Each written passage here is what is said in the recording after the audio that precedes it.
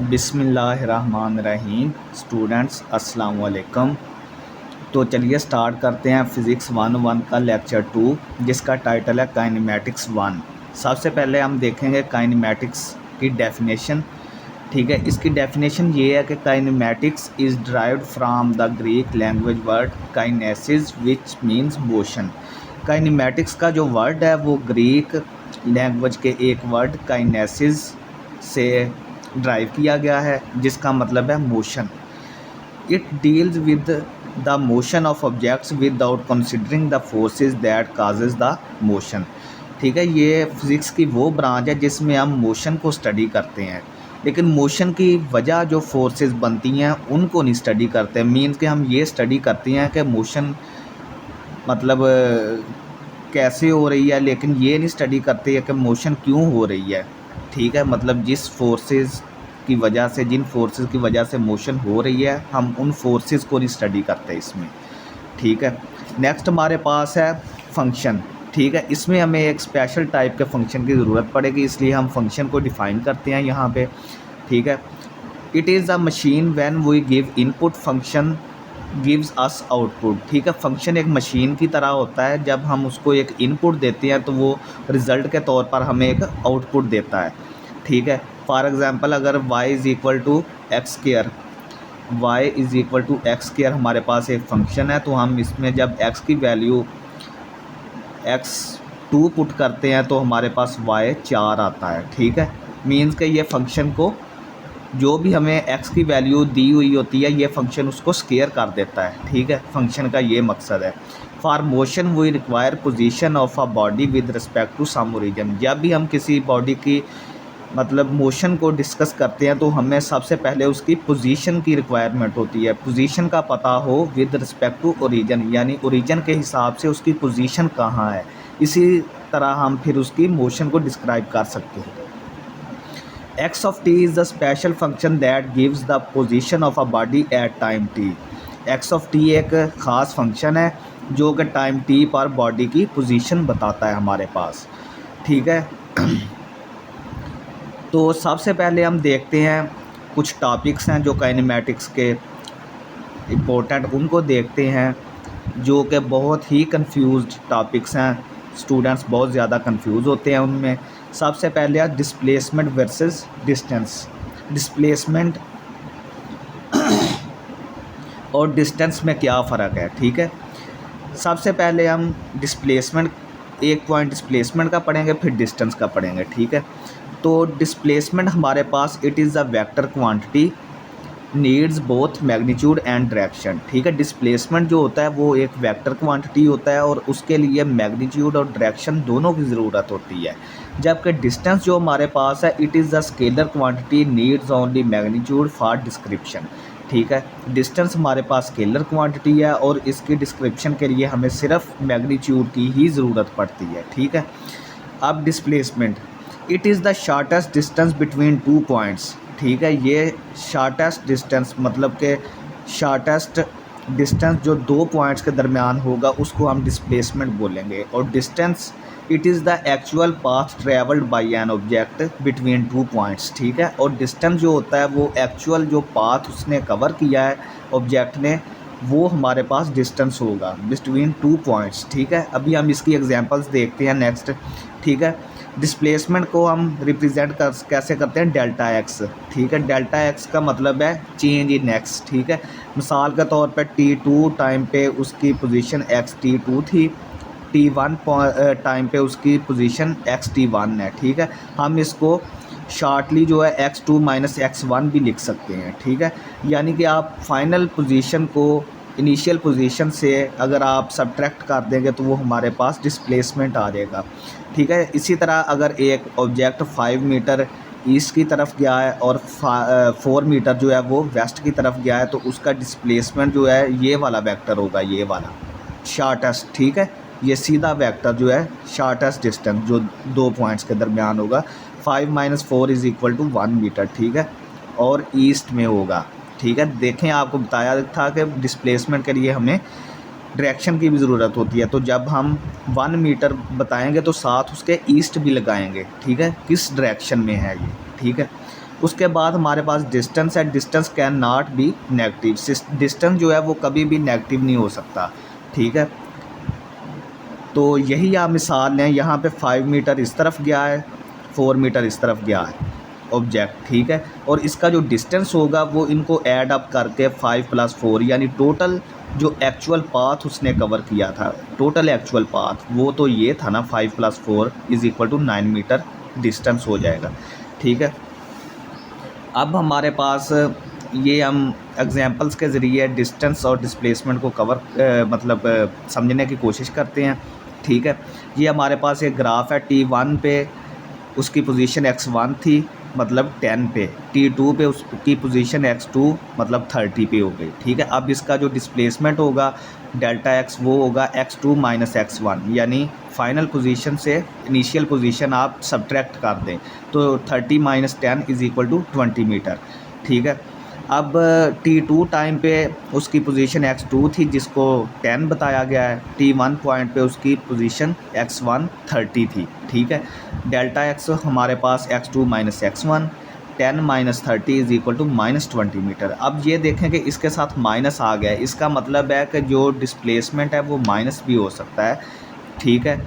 तो displacement can be negative और positive, both sign indicates the direction, ठीक है। डिस्प्लेसमेंट जो है वो नेगेटिव और पॉजिटिव दोनों हो सकता है, लेकिन जो साइन होगा, जो उसकी सिंबल होगी नेगेटिव या पॉजिटिव की, वो उसकी डायरेक्शन को रिप्रेजेंट करेगी। नेक्स्ट हमारे पास स्टूडेंट्स है स्पीड एंड वेलोसिटी, ठीक है। सेम उसी तरीके से हम इनका कंपैरिजन करेंगे। It measures how fast an object is moving regardless of direction, ठीक है। स्पीड जो है वो सिर्फ ये मेजर करती है कि कोई ऑब्जेक्ट कितना फास्ट मूव कर रहा है, लेकिन इसमें डायरेक्शन का कोई अमल दखल नहीं है कि किस डायरेक्शन में वो चीज़ मूव कर रही है। जबकि वेलोसिटी क्या है, it measures the rate of change of displacement, ठीक है। वेलोसिटी जो है वो rate of change of displacement measure करती है कि यानी टाइम के साथ कितना डिस्प्लेसमेंट चेंज हो रहा है, ठीक है। It is a scalar quantity, speed जो है वो हमारे पास स्केलर क्वांटिटी है। Velocity it is a vector quantity, includes both direction and magnitude, ठीक है। वेलोसिटी जो हमारे पास है वो एक वेक्टर क्वांटिटी है, इसकी डायरेक्शन और मैग्नीट्यूड दोनों होते हैं, ठीक है। इनके फार्मूलाज हम देखते हैं। स्पीड हमारे पास होती है डिस्टेंस ओवर टाइम, ठीक है। वेलोसिटी हमारे पास होती है डिस्प्लेसमेंट ओवर टाइम, जिसको हम लिखते हैं del x / del t, ठीक है। यानी change in position with respect to time, change in displacement delta x with respect to time, ठीक है। It can't be negative, speed हमेशा पॉजिटिव होगी, ठीक है। ये आपने ज़हन में रखना है। और ये पॉजिटिव और नेगेटिव हो सकती है, डिपेंड्स ऑन डायरेक्शन, ठीक है। ये डिस्प्लेसमेंट की डायरेक्शन पे डिपेंड करेगी, क्योंकि डिस्प्लेसमेंट पॉजिटिव और नेगेटिव दोनों हो सकते हैं, ठीक है। नेक्स्ट हम एक स्पीड और वेलोसिटी को एक एग्जांपल के ज़रिए समझते हैं ताकि हमारा कंसेप्ट जो है वो क्लियर हो जाए। एक कार ट्रैवल 100 किलोमीटर इन 2 आवर्स, ठीक है। एक कार जो है वो 100 किलोमीटर 2 घंटे में सफ़र तय करती है, तो उसकी स्पीड क्या होगी, 100 किलोमीटर ओवर 2 आवर्स = 50 किलोमीटर पर आवर्स। लेकिन इसमें देखें कि हमने डायरेक्शन किया कोई जिक्र नहीं किया, ठीक है, क्योंकि स्पीड एक स्केलर क्वांटिटी है। अभी एक कार ट्रैवल 100 किलोमीटर ईस्ट इन 2 आवर्स, ठीक है। मशरक़ की जानब 100 किलोमीटर कार सफ़र करती है 2 घंटे में, तो इसकी वेलोसिटी क्या हुई, 100 kilometre east over 2 hours that is = 50 kilometre per hour, साथ ईस्ट आएगा, ठीक है। डायरेक्शन वेलोसिटी के साथ हमेशा डायरेक्शन ज़रूर मेंशन होगा, ठीक है। If the car return to starting point displacement is zero, ठीक है। अगर फ़र्ज़ करें कि हमारे पास कार ने ये डिस्प्लेसमेंट तय किया है, ठीक है, तो अगर वो दोबारा वापस आके इनिशियल पॉइंट पे यहाँ पे आ जाती है, ठीक है, तो उसका डिस्प्लेसमेंट जो है वो ज़ीरो हो जाएगा। तो इसका मतलब है अगर डिस्प्लेसमेंट ज़ीरो है तो यहाँ पे अगर पुट करें तो उसकी वेलोसिटी भी ज़ीरो हो जाएगी, ठीक है। लेकिन उसकी स्पीड जो है ना, स्पीड स्टिल पॉजिटिव रहेगी, क्योंकि मतलब कि उसने ये चीज़ कवर किया तो किसी स्पीड के साथ की है ना, तो वो हमेशा पॉजिटिव ही रहेगी, ठीक है। नेक्स्ट हमारे पास एक इम्पोर्टेंट टॉपिक है एक्सेलरेशन, ठीक है। It is the rate of change of velocity with respect to time, ठीक है, कि टाइम के साथ साथ वेलोसिटी कितनी चेंज हो रही है, ये उस चीज़ का रेट है, ठीक है, acceleration. It is also a vector quantity, ये भी हमारे पास एक वेक्टर क्वांटिटी है, क्योंकि इसमें वेलोसिटी चेंज का हम मतलब स्टडी कर रहे हैं तो वेलोसिटी इटसेल्फ एक वेक्टर क्वांटिटी है, तो ये भी वेक्टर ही होगा। इसके यूनिट्स जो हैं वो मीटर पर सेकंड स्क्वायर हैं। फार्मूला इसका है change in velocity over change in time, ठीक है। v2 minus v1, v2 final velocity, v1 initial velocity, t2 initial final time, t1 जो है वो इनिशियल टाइम होगा, ठीक है। ये इसका फार्मूला है वेलोसिटी का। अब हम इसको थोड़ा सा ग्राफ के ज़रिए समझते हैं एक्सेलरेशन को, ठीक है। तो हमारे पास ये वेलोसिटी वर्सेस टाइम ग्राफ है, ठीक है। वेलोसिटी टाइम ग्राफ इसको बोलते हैं। तो ये अगर हमारे पास कोई फंक्शन है, ठीक है, तो जो इस पॉइंट पे, ये जो पॉइंट हमने हाईलाइट किया है, इस पॉइंट पे जो स्लोप ऑफ टेंजेंट लाइन है, ठीक है, इस पॉइंट पे जो टेंजेंट लाइन है बनेगी, ठीक है, उसका जो स्लोप होगा वो हमारे पास एक्सेलरेशन होगा, ठीक है। इसी तरह एक्सेलरेशन जो है limit delta t approaches to zero del v over del t that is equal to d v over d t, ठीक है। तो ये जैसा कि हम जानते हैं कि ये चेंज इन वेलोसिटी है विद रिस्पेक्ट टू टाइम, ठीक है। तो इसको हम मतलब कि ये भी लिख सकते हैं कि अगर हम वेलोसिटी का विद रिस्पेक्ट टू टाइम जो है वो डेरिवेटिव लेंगे तो वो भी हमारे पास एक्सेलरेशन होगा, ठीक है। क्योंकि change of velocity with respect to time का मतलब ही यही है कि आप वेलोसिटी का डेरिवेटिव लें विद रिस्पेक्ट टू टाइम, ठीक है। ये लिमिट वाली इसकी एक मतलब है डेफिनेशन, ठीक है। इसमें क्या होता है कि हमारे पास दो पॉइंट्स होंगे फंक्शन पे, ठीक है। मतलब कि ये देखें, यहाँ से आपको ये चीज़ क्लियर होगी। ये वेलोसिटी टाइम ग्राफ है, ठीक है। t1 टाइम पे इसकी वेलोसिटी v1 थी, t2 टाइम पे इसकी वेलोसिटी v2 थी, ठीक है। ये जो इनका डिफरेंस होगा वो डेल्टा t होगा, t2 माइनस t1, इनका होगा delta v, v2 minus v1, ठीक है। तो हम चेंज ऑफ वेलोसिटी मतलब के स्टडी कर रहे हैं कि मतलब डेल वी जो है वो कितना चेंज हो रहा है with respect to del t, ठीक है। अगर हम इसको ये जो डेल टी है ये इसको बिल्कुल इसके t2 को t1 के पास ले आएँ तो हमारे पास डेल टी जो है वो ज़ीरो को अप्रोच करेगा, ठीक है। मतलब कि इंस्टेंटेनियस वेलोसिटी, हम इंस्टेंटेनियस एक्सेलरेशन मतलब के चेक कर रहे हैं हम। t2 को हम t1 के पास अगर बहुत ज़्यादा करीब ले जाएं तो डेल टी हमारे पास ज़ीरो को अप्रोच करेगा, ठीक है। तो यही चीज़ यहाँ पे लिखी हुई है, ठीक है, कि del t approaches to zero वो हमारे पास एक्सेलरेशन होगा। Acceleration can be positive and negative, ये भी पॉजिटिव और नेगेटिव दोनों हो सकते हैं। नेक्स्ट हमारे पास है कि एक्सेलरेशन और वेलोसिटी जो है वो अपोजिट डायरेक्शन में भी हो सकते हैं, यानी अगर वेलोसिटी की डायरेक्शन इस तरफ है तो एक्सेलरेशन इस तरफ भी हो सकता है, ठीक है। इसकी मिसाल देखते हैं कि एक गाड़ी जो है वो टाइम t1 इनिशियल टाइम मतलब के जो फर्स्ट टाइम है उसका वो v1 उसकी वेलोसिटी 15 मीटर पर सेकंड है और इस डायरेक्शन में है, पॉजिटिव डायरेक्शन में, ठीक है। तो मतलब उसने t2 टाइम 5 सेकंड के बाद कोई ब्रेक सप्लाई की होंगी, ठीक है, तो उसकी वेलोसिटी 5 मीटर पर सेकंड होगी, ठीक है। अब देखें कि उसकी वेलोसिटी जो है वो तो पॉजिटिव ही है, ये वाली 5 मीटर पर सेकंड तो पॉजिटिव ही है, लेकिन एक्सेलरेशन जो है वो नेगेटिव है, ठीक है, इस डायरेक्शन में है। वेलोसिटी उसकी कम हो रही है ना, वेलोसिटी कम हुई है तो एक्सेलरेशन नेगेटिव होगा, इस डायरेक्शन में होगा, ठीक है। तो इसको हम मैथमेटिकली भी चेक कर सकते हैं, ठीक है। ये जो वैल्यूज़ दी हुई हैं इनको फार्मूले में पुट करें एक्सेलरेशन के तो आप चेक कर सकते हैं।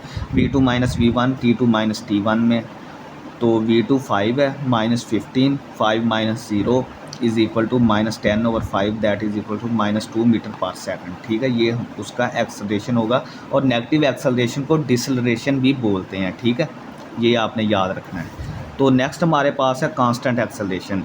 It means the velocity changes uniformly with time, ठीक है। कांस्टेंट एक्सेलरेशन का क्या मतलब है कि मतलब जैसे जैसे हमारे पास टाइम चेंज हो रहा है, इक्वल इंटरवल्स ऑफ टाइम जो हैं उनमें वेलोसिटी जो है वो यूनिफॉर्मली चेंज हो रही है। ये नहीं है कि पहले 5 सेकंड में वेलोसिटी मतलब कुछ चेंज हुई है, अगले 5 सेकंड में कुछ चेंज हुई है। मींस के जो इंटरवल्स ऑफ टाइम है, इक्वल इंटरवल ऑफ टाइम्स में मतलब वेलोसिटी यूनिफॉर्मली चेंज हो रही है, सेम चेंज हो रही है कि अगर पहले 5 में 10 मीटर पर सेकंड चेंज हुई है तो अगले 5 सेकंड में भी 10 मीटर पर सेकंड ही चेंज हो। It is also called uniform acceleration, इसको यूनिफॉर्म एक्सेलरेशन भी बोलते हैं। Now we deduct some useful equation for constant acceleration, ठीक है। हम कुछ जो मुफीद हमारे पास इक्वेशंस होंगी कांस्टेंट एक्सेलरेशन के लिए हम उनको डिडक्ट करते हैं, ठीक है। इसके लिए हम क्या करते हैं कि for convenience take T1 is equal to 0। ज़ाहिर बात है कि जो इनिशियल टाइम है वो तो 0 से स्टार्ट होता है। T2 हमारे पास जो फाइनल टाइम होगा वो T हम उसको बोल देते हैं। x1 जो है वो हमारे पास इनिशियल पोजीशन जो है x0 है।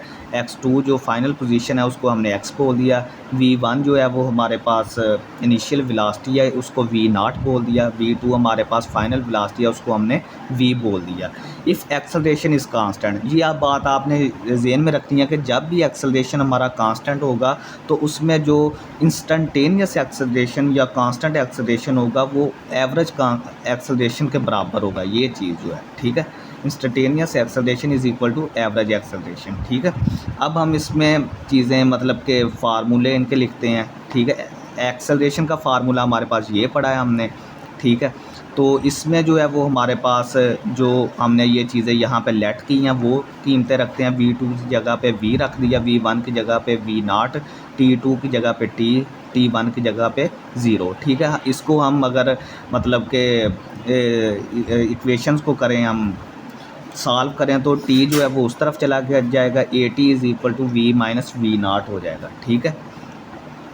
तो यहाँ से हम v की वैल्यू निकालेंगे, v को एक साइड पे ले जाएं तो ये इक्वेशन हमारे पास 1 आ जाएगी, ठीक है। अच्छा, नेक्स्ट हमारे पास है डेफिनेशन ऑफ एवरेज, ठीक है। हम जब भी किसी दो चीज़ों की एवरेज निकालते हैं तो हमारे पास जो जनरल फार्मूला है वो ये होता है कि v एवरेज यानी कि एवरेज वेलोसिटी हमारे पास क्या होगी कि दोनों वेलोसिटीज़ को जमा करें और 2 पे तकसीम कर दें, ठीक है। लेकिन हमने v एवरेज का ये भी फार्मूला पढ़ के आए हैं, ठीक है, जो पीछे हमने change in position over change in time, ठीक है, x2 minus x1 t2 minus t1, ठीक है। अब इस फार्मूले में हम वो कीमतें रखेंगे, ये वाली ऊपर जो पढ़ के आए हैं, ठीक है। x2 की जगह पे x आ जाएगा, x1 की जगह पे x0 आ जाएगा, t2 की जगह पे t आ जाएगा, t1 की जगह पे 0 आ जाएगा, ठीक है। अब t उस तरफ चला जाएगा, ठीक है, v एवरेज इंटू टी हो जाएगा, इधर x माइनस x0 रह जाएगा यहाँ से, ठीक है। यहाँ से x की वैल्यू निकालें, x इज़ इक्वल टू ये उस तरफ जाके प्लस हो जाएगा, तो ये चीज़ आ जाएगी हमारे पास, ये इक्वेशन जो है, ठीक है। अब हमने अगेन वही फार्मूला, ये जो है एक्स एवरेज वेलोसिटी का ये वाला फार्मूला, ठीक है, एवरेज वेलोसिटी का ये वाला फार्मूला और ये वाला फार्मूला, इन दोनों को इक्वेट कर लें, ठीक है। ये दोनों बराबर हैं, दोनों एवरेज वेलोसिटी के फार्मूले हैं, तो हमने इनको इक्वेट कर लिया, ठीक है। अब क्या करेंगे, उनमें कीमतें पुट करेंगे, x माइनस x0, यहाँ पे x आ जाएगा, यहाँ पे x0 आ जाएगा, यहाँ पे, ठीक है, ये वाला लिखा हुआ है। t2 माइनस t1, यहाँ पे t2 की जगह पे t आ जाएगा, t1 की जगह पे -0 आ जाएगा, ठीक है। ये चीज़ वैसे ही रहेगी, ये चीज़ हमने वैसे ही लिख दी, ठीक है। अब क्या करेंगे, यहाँ से जो v की वैल्यू आई थी ना वो यहाँ पे v की जगह पे पुट करेंगे, ठीक है। ये हमने यहाँ पे value v0 plus at put कर दी, v0 हमारे पास वैसे ही आ गया, ओवर 2 आ गया, ठीक है। ये फ्रॉम इक्वेशन 1 हमने पुट की है, ठीक है। अब ये दो चीज़ें जो हैं वो ऐड अप हो जाएंगी, 2v0 हो जाएगा, at वैसे ही आ जाएगा, ये साथ वैसे ही चलता रहेगा, ओवर 2, ठीक है। It implies that x minus x0 over t is equal to, ठीक है। अब 2 को इस पे भी डिवाइड करते हैं, इस पे भी डिवाइड करते हैं, ठीक है। तो ये 2 कट जाएगा, v0 आ जाएगा प्लस 1 ओवर 2 at आ जाएगा यहाँ से, ये वाली चीज़ जो है, ठीक है। तो ये वैसे ही चलता जाएगा। अब t को ख़त्म करें, यहाँ से t को उस तरफ ले जाके ज़रब दे दें, ये सारी मल्टीप्लाई t मल्टीप्लाई हो गया, यहाँ पे x माइनस x0 रह गया, ठीक है। यहाँ से x की वैल्यू निकालें, x0 उस तरफ चला जाएगा, x is equal to x0 plus v0 t plus 1/2 at square, ठीक है। ये इक्वेशन 2 हमारे पास आ जाएगी, ठीक है। अगर हम इस इक्वेशन में टाइम t 0 लें तो फिर क्या होगा, if t is equal to 0 then x is equal to x0, हम इनिशियल पोजीशन पे ही आ जाएंगे, क्योंकि t 0 पे हमारे पास पोजीशन इनिशियल ही होगी ना। यहाँ पे 0 पुट करें, यहाँ पे भी 0 पुट करें, तो ये सारी चीज़ें 0 पुट हो जाएंगी ये वाली, और x is equal to x0 आ जाएगा, हम दोबारा इनिशियल पोजीशन पे आ जाएंगे, ठीक है। यहाँ पे 2 पॉइंट्स हैं, हम वो देख लें कि जो पोजीशन है ना, इस मतलब के इस चीज़ में हमारे पास पोजीशन x जो आ रहा है फार्मूले में, x अगर आ रहा है तो हम पोजीशन को देखेंगे, ठीक है। तो पोजीशन जो है वो देखें, ये मतलब कि क्वाड्रेटिक इक्वेशन है ये वाली, ठीक है। तो ये पोजीशन जो है ना वो क्वाड्रेटिकली चेंज होती है, मतलब कि अगर हम ग्राफ बनाए ना x और t का, पोजीशन और टाइम का, तो ये क्वाड्रेटिकली यानी पावर 2 में चेंज होती है, बहुत बड़ा चेंज आता है इसमें। लेकिन ये वाली इक्वेशन अगर ये वाली देखें, ये वाली, ठीक है, ये एक लीनियर इक्वेशन है, तो इसका मतलब है जो वेलोसिटी है ना, वेलोसिटी जो है वो टाइम के साथ वो लीनियरली चेंज होती है। ये देखें एक सीधा ग्राफ है, ठीक है, ये आपने बात ज़हन में रखनी है, ये एमसीक्यूज़ में भी आ सकता है। अब नेक्स्ट हमने दोबारा इक्वेशन 1 से टी को फाइंड आउट किया है, ये टी की वैल्यू आ गई और इसको टी को हम इक्वेशन 2 में पुट करेंगे, जो हमने पीछे इक्वेशन 2 हमने मेंशन की है ना, उसमें पुट करेंगे। जहाँ जहाँ पे टी होगा वहाँ पे ये वैल्यू पुट करें, तो हमारे पास 2 इम्प्लाइज़ क्या होगी, x is equal to x naught plus v naught, यहाँ पर टी की वैल्यू आ गई, प्लस 1/2a, यहाँ पे टी स्केयर की वैल्यू आ गई, ये वाली यहाँ पे स्केयर हो गया। अब इसको हम सॉल्व करते हैं, ठीक है, ये एक्स नाट उस तरफ चला जाएगा, x माइनस एक्स नाट हो जाएगा, ये वी नाट अंदर ज़रब खाएगा दोनों से, ये चीज़ आ जाएगी, नीचे a वैसे ही आ जाएगा, ठीक है, ये a अंदर ज़रब खाएगा, बल्कि पहले आप इसका स्केयर खोल लें, ठीक है, ये यहाँ पे इतना स्केयर हमने खोला है, ऊपर भी स्केयर खोल दिया, नीचे भी a स्केयर हो गया, 1/2a वैसे ही साथ आ गया, ठीक हो गया। एक a जो है वो a स्केयर से कट जाएगा, ठीक है, एक a यहाँ पे रह जाएगा, ठीक है, ये x माइनस एक्स नाट वैसे ही आ गया, ये चीज़ भी वैसे ही आ गई। यहाँ से हमने 2 जो है वो इसके साथ मिला दिया, 2a जो है वो नीचे चला गया, ये 2a, ठीक है, ये ऊपर वाली चीज़ वैसे ही आ गई यहाँ पे, ठीक है। अब हम इसको थोड़ा और सिंप्लीफाई करते हैं, ठीक है, यहाँ पे हम इसका एलसीएम लेंगे, 2a आ जाएगा, x माइनस एक्स नाट, ठीक है, यहाँ पे एलसीएम 2a आ जाएगा, ठीक है, ये तो आप जानती होंगे कि एलसीएम कैसे लेते हैं, ठीक है, ये यहाँ पे ये चीज़ आ जाएगी, यहाँ पे ये आएगी, यहाँ पे ये, ठीक है, ये 2v0v ये दोनों कट जाएंगे, एक प्लस का है एक माइनस का है, ठीक है। अब ये चीज़ हमारे पास रह जाएगी, ठीक है, तो 2a को उस तरफ ले जाएं, 2ax माइनस एक्स नाट, ठीक है, तो ये वाली चीज़ जो है वी नाट, ये जो यहाँ से माइनस हो जाएगी, वी स्केयर वैसे ही आ जाएगा, वी नाट स्केयर यहाँ से एक ख़त्म हो गए, सिर्फ माइनस हो गए, माइनस वी नाट स्केयर रह जाएगा, तो यहाँ से वी स्केयर हमारे पास v naught square plus 2ax minus x naught, ठीक है, और यहाँ पे v जो है वो फंक्शन ऑफ x है, ठीक है, ये आपने ज़हन में रखना है। तो टाइम t जो हमारे पास 0 अगर होगा तो हमारे पास x माइनस एक्स नाट हमारे पास 0 हो जाएगा, ठीक है, तो इसका मतलब ये है कि अगर ये चीज़ 0 हो गई तो ये सारी चीज़ 0 हो जाएगी, तो v हमारे पास v नाट आ जाएगा। यहाँ पे इस चीज़ को हमने ये चीज़ x minus x naught 0 put किया है, तो ये चीज़ हमारे पास v is equal to v naught आ जाएगी, क्योंकि यहाँ पे हम इनका ये अंडर रूट लेंगे, v is equal to v naught आ जाएगा, ये टाइम t पे है। नेक्स्ट हमारे पास जो टॉपिक है वो है वेक्टर्स, ठीक है, वेक्टर्स हमारे पास क्या होते हैं, they are the quantities that require both direction and magnitude for their complete description, ठीक है, ये वो क्वांटिटीज़ हैं जिनको कम्प्लीटली डिस्क्राइब करने के लिए हमें डायरेक्शन और मैग्नीट्यूड दोनों की ज़रूरत पड़ती है, ठीक है। हमारे पास वेक्टर्स कौन सी क्वांटिटीज़ हैं, वेलोसिटी है, डिस्प्लेसमेंट है, एक्सेलरेशन है, ठीक है। नेक्स्ट हमारे पास है यूनिट वेक्टर्स। यूनिट वेक्टर्स हमारे पास ऐसा वेक्टर होता है जिसकी मैग्नीट्यूड 1 के इक्वल होती है। तो यूनिट वेक्टर हमारे पास क्या होता है, A vector having magnitude equal to 1, ठीक है, इसकी मैग्नीट्यूड 1 के इक्वल होती है। और हम इसको कैसे हासिल कर सकते हैं, कैसे हम इसको मतलब के फाइंड कर सकते हैं, अगर हम वेक्टर ए को उसकी मैग्नीट्यूड पे डिवाइड कर दें तो हमारे पास यूनिट वेक्टर आ जाएगा, ए वेक्टर जो है उसका यूनिट वेक्टर आ जाएगा, और इसको कैप से रिप्रेजेंट करते हैं, ऊपर छोटी सी कैप डाल देते हैं, ठीक है। नेक्स्ट हमारे पास है position vector, a vector that gives the position of a point with respect to origin, ठीक है, ये वो मतलब के वेक्टर है जो किसी पॉइंट का जो है वो पोजीशन बताता है विद रिस्पेक्ट टू ओरिजिन, ठीक है। ये हमारे पास एक पॉइंट है P, ठीक है, उसके कोऑर्डिनेट्स एक्स वाई हैं, तो ये जो आर वेक्टर है ना, ये आर वेक्टर जो है वो पोजीशन वेक्टर है पॉइंट P का, ठीक है, तो ये हमें P पॉइंट की with respect to origin position बता रहा है, ठीक है। नेक्स्ट हमारे पास है कंपोनेंट्स ऑफ अ वेक्टर, ठीक है, let we have a vector A where A mod is magnitude, ठीक है, इसको ए मॉड पढ़ते हैं, ठीक है, ये हम मैग्नीट्यूड के लिए इस्तेमाल करते हैं। थीटा हमारे पास एंगल है जो कि वेक्टर हमारे पास पॉजिटिव एक्स एक्सिस के साथ बनाता है, ये हमारे पास पॉजिटिव एक्स एक्सिस है, ठीक है, और थीटा जो है वो एंगल है, ये वाला ये एंगल, ठीक है, जो वेक्टर जो है वो पॉजिटिव एक्स एक्सिस के साथ बनाता है।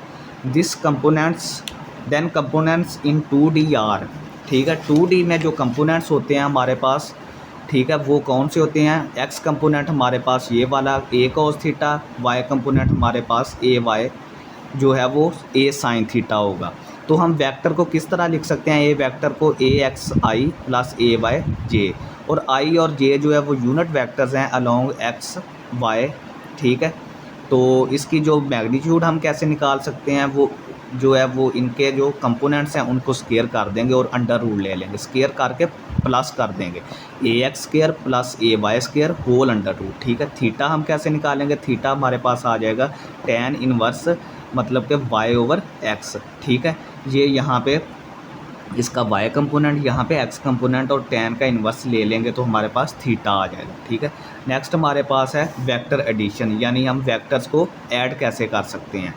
जब हमारे पास सिंपल वन डायमेंशन में वेक्टर्स हैं तो हम उनको अलजेब्रिकली मतलब के सॉल्व कर सकते हैं। जैसे ये 10 है, ये -10 है, ठीक है। अगर ये 10 है तो इसका अपोजिट -10 होगा, तो इसको हम जब सॉल्व करेंगे तो 10 - 10 0 वेक्टर आ जाएगा। 2D में हमारे पास फिर कुछ रूल्स होते हैं। सबसे पहले रूल है हमारे पास हेड टू टेल रूल, ठीक है। इसमें क्या होता है, इसमें हमारे पास जो एक वेक्टर ए है, दूसरा वेक्टर हम उसकी हेड के साथ उसकी टेल मिला देंगे दूसरे वेक्टर की, बी वेक्टर की, ठीक है। तो उसका जो रिजल्टेंट होगा वो सी वेक्टर होगा, ठीक है। वो पहले की टेल से लेकर दूसरे की हेड तक जाएगा जो वेक्टर, उसको हम क्या करेंगे, वो हमारे पास रिजल्टेंट वेक्टर होगा। दूसरा हमारे पास लॉ जो है वो पैरेललोग्राम लॉ है, ठीक है। हम उसको क्या करते हैं कि जो वेक्टर ए और बी दिए हुए हैं हम उन दोनों की टेल्स को हम मिला लेते हैं और उनको एक्सटेंड करके, ठीक है। ये हमने टेल्स को पहले मिला लिया ए और बी की को, फिर इसको एक्सटेंड करके ये वाली चीज़ें हमने पैरेललोग्राम मुकम्मल की। पैरेललोग्राम के बाद ये हमने इसका रिजल्टेंट सी फाइंड कर लिया। ये जो इसका डायगोनल होगा ना पैरेललोग्राम का, ये इसका रिजल्टेंट होगा सी वेक्टर, ठीक है। तो हमारे पास लास्ट मेथड है बाई कंपोनेंट्स मेथड। कंपोनेंट्स के ज़रिए भी हम इसको ऐड कर सकते हैं कि अगर हमारे पास वेक्टर ए है उसके ए एक्स और ए वाई 2 कंपोनेंट्स होंगे, और बी वेक्टर है हमारे पास बी एक्स और बी वाई कंपोनेंट्स होंगे उसके। अगर हमारे पास हमने C is equal to A plus B, यानी हमने इसका मतलब एडिशन मालूम करनी है, तो हम क्या करेंगे कि सी वेक्टर जो होगा वो ए एक्स और बी एक्स यानी इन दोनों का सम होगा। जो एक्स कंपोनेंट्स होंगे दोनों वेक्टर्स के, उनका सम जो होगा वो सी एक्स होगा, ठीक है। सेम इसी तरीके से ए वाई और बी वाई का जो सम होगा वो सी वाई होगा। इसी तरह हमारे पास अगर हमने सी की मैग्नीट्यूड फाइंड करनी है तो सी एक्स और सी वाई जो हमारे पास कंपोनेंट्स आए थे उनका स्केयर करके अंडर रूट फाइंड कर लेंगे, और थीटा हमारे पास क्या होगा, tan inverse C Y over सी एक्स, ठीक है। तो यहाँ पे स्टूडेंट्स हमारा लेक्चर ख़त्म होता है। तो उम्मीद है कि आपको लेक्चर पसंद आया होगा और समझ भी आई होगी, ठीक है। अगर यहाँ से आपको किसी भी चीज़ की कन्फ्यूजन है तो आप हमें कमेंट बॉक्स में कमेंट्स कर सकते हैं, ठीक है। तो हमारी आपसे यही इल्तमास है कि हमारा लेक्चर को लाइक करें, शेयर करें अपने दोस्तों में और सब्सक्राइब करें, ठीक है। और बेल आइकन को लाजमी प्रेस करें ताकि हमारे आने वाली तमाम वीडियोस का नोटिफिकेशन आपको टाइमली मिल सके और आपकी स्टडी जो है वो कैरी ऑन रहे। बहुत शुक्रिया। अल्लाह हाफ़िज़ स्टूडेंट्स।